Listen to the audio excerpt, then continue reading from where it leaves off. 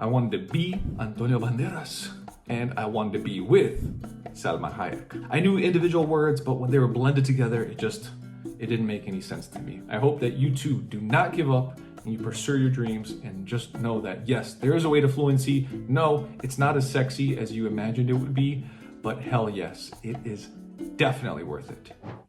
Language learning is not easy. You know that, I know that, everybody knows that. If you've reached fluency before, you know how long it takes to become fluent in any language and how much commitment it actually takes. And if you've never reached fluency in any language, you still think that it's a goal hidden in the clouds, unreachable, is just a pipe dream. But the reality is that it's not a pipe dream, it's not an illusion, it's something within reach if you know how to do that. And to prove that, today you will hear a story from Alex, who was first a student of my academy, then he became a colleague, and then he's a friend, and now all of these things, and he's going to tell you how he moved from being stuck and directionless to being fluent in Spanish. So, without further ado, let's hear it from the horse's mouth, as they say. Hola a todos! My name is Alex, and I work with Luca at the Smart Language Learning Academy. However, many moons ago, long before I met Luca and started working with him, I was around 5 years old when my family moved to America from Serbia. And at the time, we could not afford daycare or a nanny for me. So my older brother, would rent a couple of videotapes, VHS tapes, and I would have my weekly movie sessions right after school that would keep me company. And I remember roughly in 95 or 96, there was a movie called Desperado that I watched. And that was my first real taste, my first real sabor de español. And it was amazing, to say the least, because as soon as that opening riff kicks off of Canción del Mariachi, and you hear these, Soy un hombre muy honrado, que me gusta lo mejor. A mujeres no me falta ni el dinero ni el amor. Ay, ay, ay, ay, ay, ay, mi amor. Ay, mi morena de mi corazón. it blew me away. I don't know what it was, what they were saying, but I loved it, and I wanted more of it. And I remember at that point, I wanted to be Antonio Banderas, and I wanted to be with Salma Hayek, por supuesto. So it was a fun first experience with Spanish, and then I didn't really actively pursue it or anything like that. It just, in most American middle schools, you take a foreign language, and for me, Spanish just seemed the most logical. This was not at a time where I was actively learning me target language. Yes, brr. So I took it for fun. I remember we were even given Spanish names to put us in the zone, so to speak. And my Spanish name was based off of a horrible joke that I'd heard at the time, which was, what do you call a Mexican with a rubber toe? Roberto. Boom, tss. So of course my Spanish name was Roberto. And then later on, I changed it to Alejandro Sabroso Peligroso Jalapeño. But that's a story for an entirely different time. And I continued with Spanish throughout high school and even into my first 2 years of college. However, during that entire time, I was only studying Spanish in the classroom. I never took it home with me. I didn't have this natural interest. Other things were priorities. So as much as I liked it, outside of school, there was no intention or purpose behind me learning Spanish because I never thought, oh, I'm going to be able to use this one day, or I will need to use this one day, right?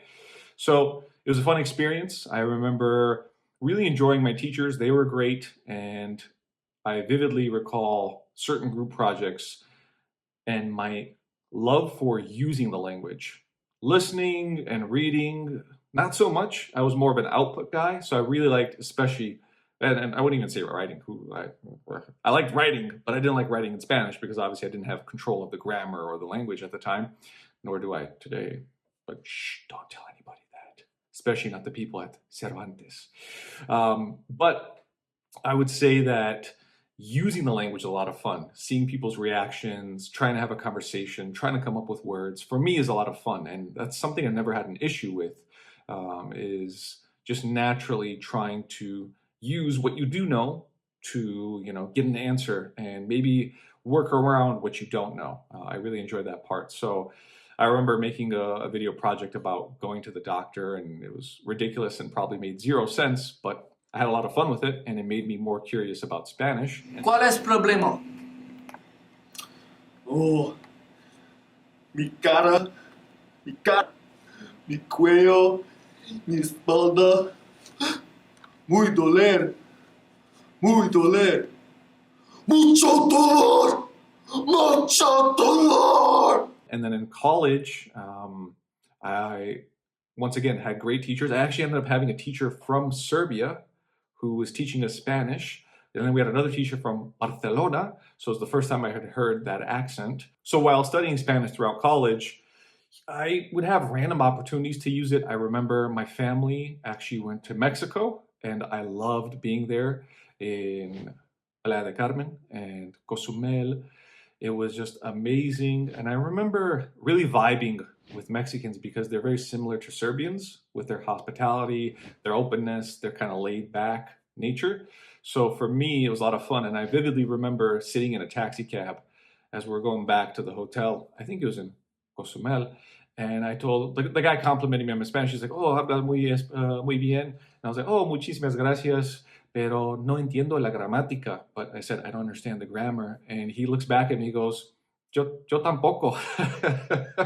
So it was funny because he didn't really get the grammar either, but we were vibing and we were chilling. And I noticed that was a common experience over there. So this made me feel confident about speaking another language. And it also drew me more towards Spanish. I didn't know how or what I was going to do with it, but I knew that, okay, I'm getting a lot of positive feedback and people are willing to talk in Spanish with me.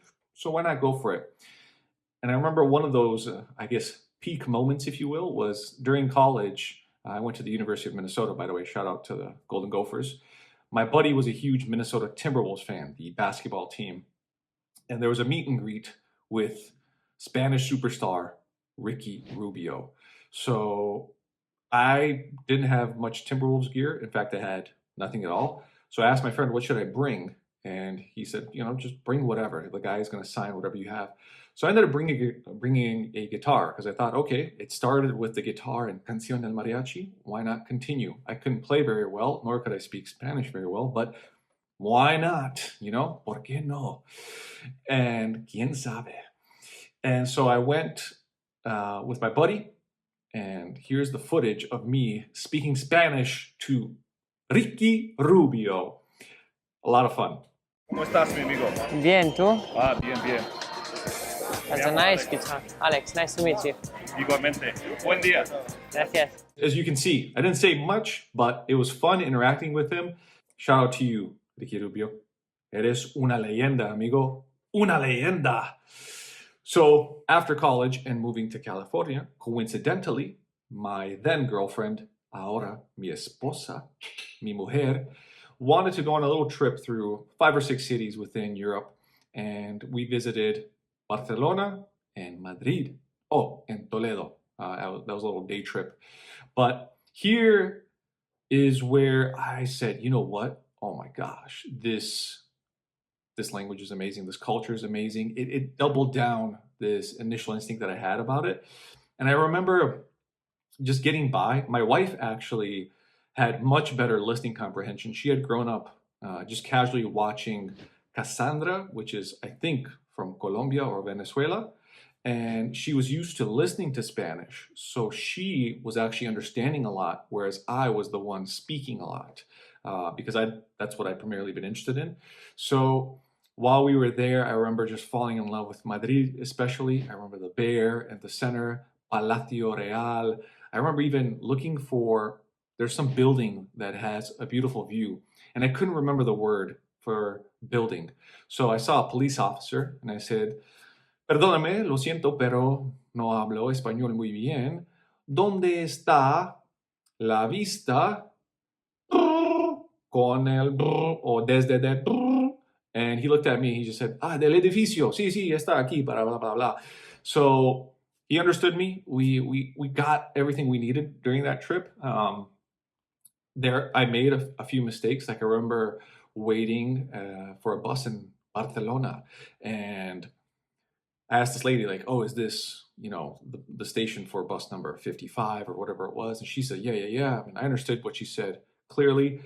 And my wife and I are standing there, and the bus is coming by, and what do you know? Just whizzes by, gone. But that was the bus we were supposed to be on. So the lady's like, "Hey, hey, hey." I turn around and look at her, and she says something in Spanish, and I have no idea what she said. But I just nod my head. I'm really bad at this. So I just nod my head and just, ha, ha, everything's fine. That's right. Like that meme with the fire burning around the dog sitting, having his coffee.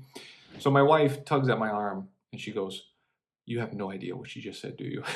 And I'm like, "You know me pretty well," because no, obviamente no tengo ni idea.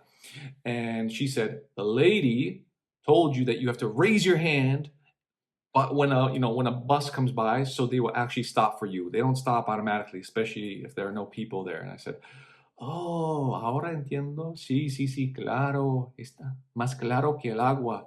So yeah, I had some lessons, but it was a very fun experience. And when I came back to California, I had a renewed sense of why I want to learn Spanish. And, maybe I'll move here, or maybe I'll teach here, or I'll buy a vacation home here down in the future down the road.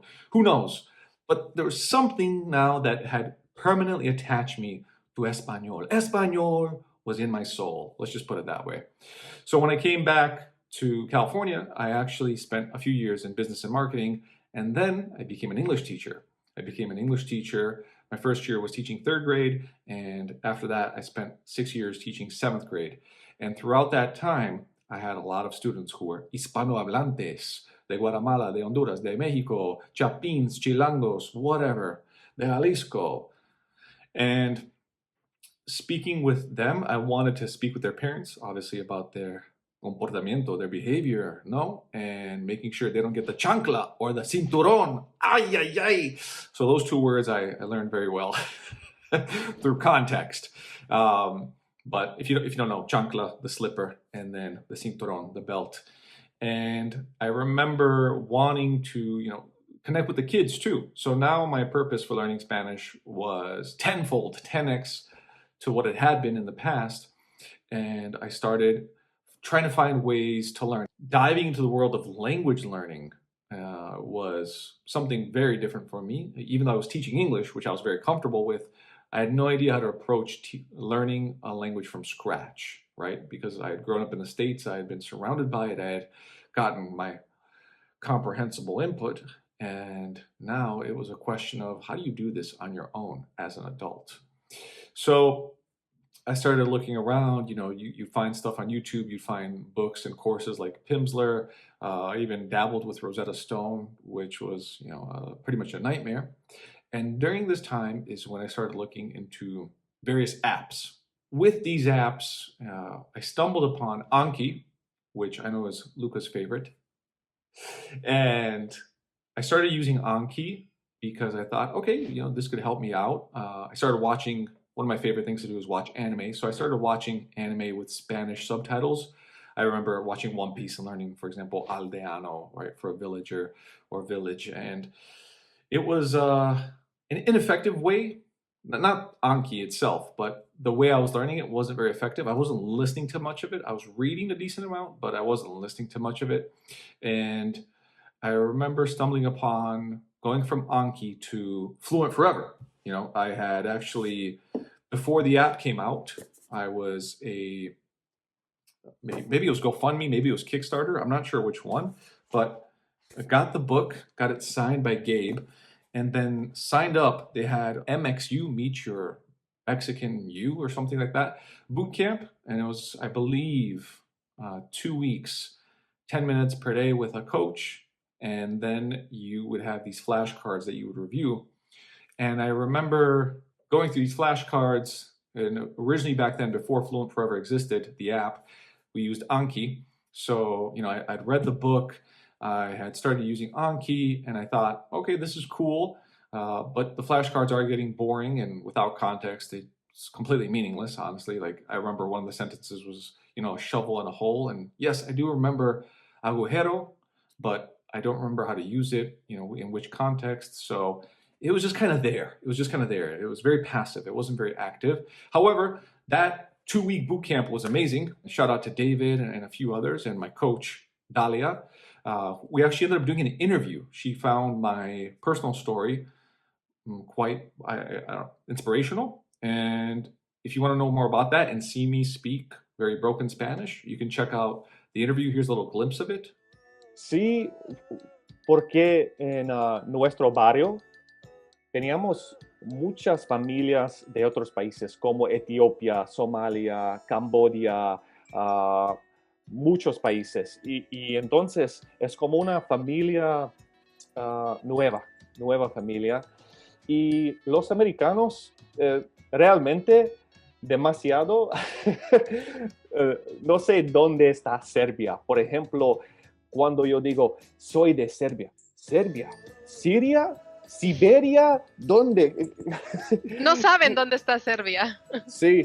And it was at this point that I really felt like I could learn the language. Dalia had given me the confidence because she said, you're dominating the basics of it. You just got to keep going to get, to the intermediate level and beyond. So at this point, I thought it was very simple. Sentence mine and study flashcards as much as possible and speak it as much as possible. Because I remember at the end of the 2-week boot camp, we were to give a 3-minute speech or so. And then if we gave feedback, we were, drawn into like a lottery of prizes. And one of them was free coaching for roughly, I think, 4 sessions. And this is where I met my current Spanish tutor, Marcelo de Argentina, Marcelo, the main man. And we've been working together on and off for the past, I think, 3 years. For like 2 years, we didn't talk and then got back together. And it's amazing. Marcelo, shout out to you. Here's a session with me and Marcelo, what this looks like basically from, a few months ago or 6 months ago. ¿Cómo está todo por ahí? Todo está bien. ¿Todo está bien? ¿Sí? Sí, conmigo sí, porque hay mucho trabajo que tengo que acabar antes de salir para Montenegro, pero anoche fue interesante para usar la palabra, ¿cómo se dice? O cómo podría decir, sutil. Sutil. A ver. Sí. A ver, necesito información, más información. It was at this point that I was learning it here and there. I was speaking a little bit in the classroom. I remember one student from Peru teaching me apaga la luz. Como se dice, turn off the lights. And she would say, apaga la luz, por favor. So I'd be like, apaga la luz, por favor. Right? And I would be learning through my students, but it still wasn't enough. Like I remember getting phone calls from parents who only spoke in Spanish. And I'm thinking, man, I understood maybe like 40 to 60% of that, if even, because the words, I knew individual words, but when they were blended together, it didn't make any sense to me, right? I couldn't quite make that connection. So at that point, what happened was I had been teaching for a bit. I had been kind of learning here and there. I flew to Panama for about a week to get immersed. And, there were various activities, but I was never consistent. And I didn't have a daily habit. So I was learning more in intense pockets, like a week here, a week there. But it was never a part of my life. It was never that consistent. And even though I had my friends, my chilangos, at that point, like I had actually met people, thanks to my man, Christian, who hooked me up, and we went to, Mexican soccer matches in San Francisco. We went to Mexican restaurants. I remember being at one where the mariachis came out and they played guitar for you. And at the end, the people chant, otra, otra. And I didn't quite hear it right. So there was this girl having a birthday and they were chanting, for her to get another song, otra, otra. But I heard tonta, tonta. So I was appalled. I said, why are they calling this young lady an idiot? It's so rude. So you can see there's these little moments where I could tell, I'm making progress, but I'm not there, and I don't know how long it's going to take to get there to fluency. And you know, there were still great moments that kept me motivated. I remember being at a sandwich store, and there was this older Mexican lady working. I spoke no Spanish to her. However, when she was preparing my sandwich, she took a look at me. She goes, "Ooh, sabroso." She said that to her coworker under her breath. But I started, blushing because I'm like, oh, I know what that means. Yo sé. And yeah, it was there, but I wasn't consistent or structured enough to overcome any type of intermediate plateau. As Dahlia had pointed out, I dominated the basics, but I wasn't quite making the progress that I wanted or expected. And then we made a move. My family and I had 2 kids. We moved back to Serbia. And this allowed me a bit more time to learn. I said, you know what? I think it's now or never for Spanish. So either I'm going to drop it entirely, or I'm going to purchase a course. And this is it. This is my, my last dance, if you will, with Espanol. And what happened was I started following Luca on YouTube, and he had released a course right as my mindset was going into drop it or find something, right? And he had released a course called the OIP, Overcoming the Intermediate Plateau. And that course changed it all, honestly, because I had bought another course at the same time. So I actually bought 2 courses. I said, let me do this. Let me just, try this other course. The other course was not great. It was your traditional way of learning Spanish, grammar focused, a lot of drilling. I did not like that at all. However, if you are that person, I would highly recommend Madrigal's Magic Key, Magical Key. I forgot what it's called, but it's a great book. I actually enjoyed that book a lot. Upon purchasing Luca's course, I realized, holy moly, I have not done a lot of input, and I need to really get on that. So, Steve Kaufman's whole motto of listen and read. Listen and read to succeed. It was key, and that was the missing piece for me understanding a lot of Spanish and from studying it on a daily basis, because I was always more interested in the output side of things, but I never focused on the input side of things. So at that point, I started following Luca's advice, and he would have these monthly Zoom meetings once you were a part of his course, and you would get feedback from Luca. There'd be 20, 30 people on the call. You get a minute or 2 to talk about your experience, and then get some feedback from Luca himself, Mr. Lampariello. And I remember about 6 months after taking the course, I had written a poem about how I was feeling about Spanish and how much I was liking it a lot more. And I started making it part of my day. I was listening to podcasts. I discovered Easy Spanish. And I remember I would try to combine my passions and things that I liked with Spanish. So watching anime dubbed in Spanish, such as like Cowboy Bebop, where I would learn phrases like "Estoy muriendo de hambre," I'm dying of hunger, or "Ya es ahora." So it's like, it's about time. And that really got me hyped up, because I was using content that I liked in order to learn the language that I really wanted to learn. I had invested this time into it, and what was the payoff? And up to that point, it kind of felt like it was pointless. And now I was finally starting to see, oh, it's about to pay off quite handsomely, I might add. So I looked into various things on YouTube. Like, I found an artist named Nico Borie. I think he's from Chile. He takes famous English songs, rock songs, and translates them into Spanish and redoes them. He doesn't translate them literally. So, I was listening to his tunes when I was going to the gym. It was great stuff. Like, I learned ruego, begging, please, right? And he'd be like, ruego. So that was a fun one. And then movie reviews, I always like watching those on YouTube. So shout out to Fuera de Foco. She does a great job reviewing movies and what's going on with them. And that was a great, listening exercise. So for me, it was a lot of Japanese anime, but dubbed in Spanish. And then I used a program called Mac Whisper to get subtitles in Spanish, because oftentimes you get the problem where the subtitles don't match the dub. So Mac Whisper solves that. Shout out to Mac Whisper. It's a great program. And this is where I would also try to find dubbed movies that I loved as a kid growing up. So I watched Desperado en Español, I watched Mortal Kombat in Espanol, and this is where I started picking up certain phrases that, make you sound more native-like, where diría que no, or Bloodsport, contacto sangriente.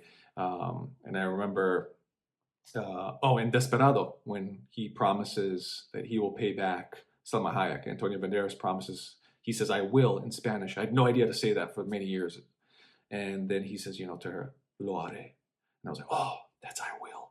So this advice about comprehensible input, content that you love, absolutely makes sense. And then it's about putting it into practice. And what I would do is I would consume that content, and then I would have conversations with Marcelo, and we would talk about it. We would talk about anything from music to movies to politics, personal beliefs, everything. So it was, everything started gelling.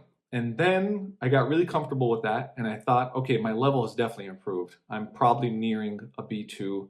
And last year, in 2024, I was visiting Luca in Rome, and I saw this big wall of books, his personal library, which, by the way, he has like in every room in his house or his apartment. And I saw the El Cronómetro book. It's a test prep book for the DELE, right? The Spanish exam that's given by Instituto de Cervantes. And it was at that time where I said, you know what, Luca and I, we wrote a book together, and this was a fun experience, and I owe him a lot for helping me discover the way to fluency, discover the way to learn a language. So I said, I'm starting to feel like if I don't do this, all this work I put into it will feel a little shallow. And it's not to say that I needed the test, because even my Spanish tutor, Marcelo, said, hey, listen, if I put you anywhere in a Spanish-speaking country, you'll find your way, right?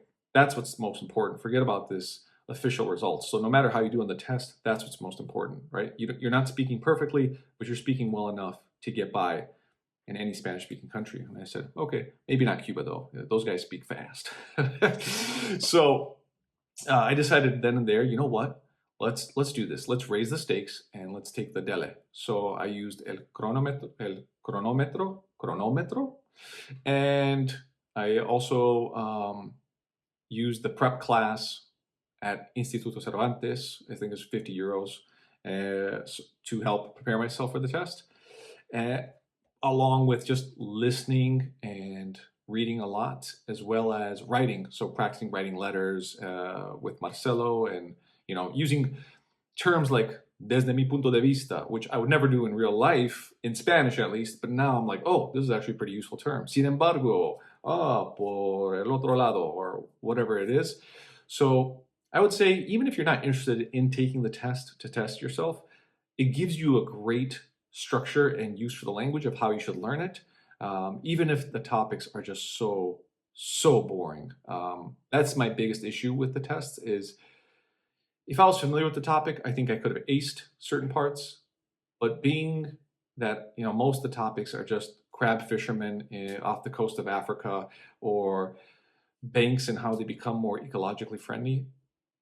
No, I'm sorry. Like, no amount of love for Antonio Banderas and Salma Hayek was going to get me through that with enthusiasm and joy. Con placer. So I hated that part about testing. The actual test itself was pretty fun, because in the moment, you're trying to see where you're at. And I remember being the most excited for the speaking part, because I was given a picture with a couple arguing, and I said, like, oh, he cheated on her, and he's asking her, where's your ring, and where's Maria? So I went into my Spanish telenovela mode, and I could tell they're supposed to stay neutral, but I could tell they loved it. And then this is where I used certain terminology where, I was used to it. Vas a ver, as my students used to say. So that fun part of me came out during the speaking part. And I remember the written part. Oh my gosh, guys, the first half, I thought I did so well, but I used up a lot of my time on that first part. I was writing a letter to some mayor. In the second part, it was about stats and graphs. And I remember just starting it, and the instructor went, oh, se queda 5 minutos, or whatever, it wasn't 5, but it was like 15 minutes. And you're like, oh my gosh. So I rushed through that thinking, I'm going to fail this thing. But I knew coming out of it, I was either going to fail by a small margin, or I was going to pass by a small margin. And Thankfully, I ended up passing by a small margin. All my scores were pretty equal. I got a 17.5 out of almost all of my all the categories, except for reading, which makes sense because there's this one part about fill in the blanks and sentence orders. Those two parts, killed me. So thankfully I passed. And do I feel fluent reaching an official B2 certificate? Yes and no. Yes, because I know that I can express myself and get by in most Spanish-speaking countries. No, in terms of eloquency and, going into heated debates about specific topics. Like, that's still not happening, and I'm still making plenty of mistakes. But I now feel I can just relax and really enjoy the language, and I know what I have to do on a daily basis. So the knowledge is there, and it's up to me to use it. And as a nice reward for passing, shout out to Senor Lampariello, because he got me this beautiful George Orwell package in Espanol. And it's, both 1984 and Animal Farm in Espanol. So my plan is to listen and read those at the same time, talk about them with Marcelo, write my own review of them, and, go from there. But I got to tell you, I remember specifically one part of Luca's course too is all about preparing for tutoring sessions, the pre, the during, and the post. And it's very important.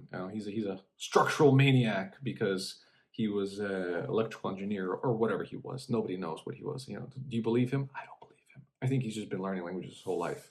So now I'm in fun mode. I'll probably read Harry Potter as well, and just experiment with it. And also, when I don't have Marcelo, he's not available, I use Langua. I'm having a lot of fun with that.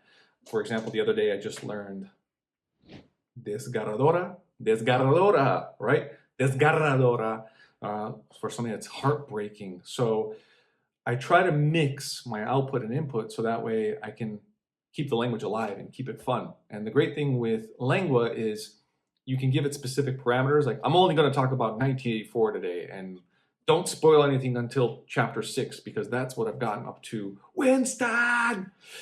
And it's amazing what types of conversations you can have with Langua, because I remember talking about specific anime and cartoons when I was growing up, like Beast Wars, Ninja Turtles, Power Rangers, and it would recall plot points from, seemingly just random episodes, and it was lovely. So it's a great tool to have. The methods that Luca has in his course are phenomenal. The one that I would say I ended up using the most is called the SLV, which is Smart Learning with Videos, and the SLP, Smart Learning with Podcasts. So those two methods are all about how do you create your own content and learn from it, right? So a lot of good times. Anyways, that was my experience. I hope you've enjoyed my story, and I hope that you too do not give up and you pursue your dreams, and just know that, yes, there is a way to fluency. No, it's not as sexy as you imagined it would be, but hell yes, it is definitely worth it. So, vale la pena. Adiós, amigos, que tenga buen día y muchísimas gracias. Dale! The story that you've just heard from Alex tells us that there are 3 very important factors when it comes to reaching fluency in any language. And these factors are mindset, commitment, and the system. So mindset is the way you approach language learning. Commitment is just sitting down and doing it every day. And a system that works is a system that is made of a lot of small things that really make a difference, from sitting down to the kind of material you're using to the way you're using that material. And that depends on you, because everybody is different, although there are some universal principles of language learning that you need to apply. But the one thing that really makes a difference is to focus on the process and not on the goals. Because if you focus on the process, you get your own reward every single day. When you sit down, you do your stuff, and then at the end of the day, you want to do it again. So you win every day. Speaking of fluency, I've put together a simple, really practical, and awesome guide on how to master any conversation in any language. And the only thing you need to do is to click in the description box or in the pinned comment to get your guide. That's it for today, folks. Thank you very much for listening. Happy language learning, and see you in the next video.